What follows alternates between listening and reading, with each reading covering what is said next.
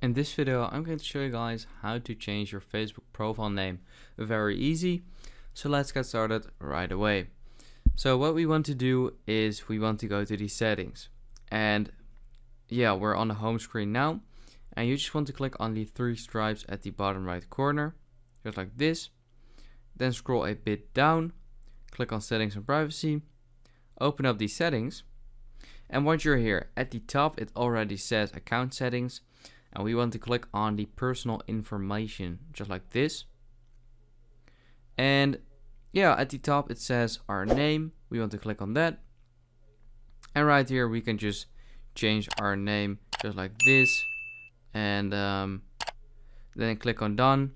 And keep in mind that you can't change your name for 60 days after you have changed your name. So keep that in mind. If you mess something up or something like that, you gotta wait for 60 days. And then just click on review change right here, and that will change your name. And that is basically it. So I hope this video helped you out. Please leave a like and let me know in the comments if it worked, and I'll see you next time. Have a good day.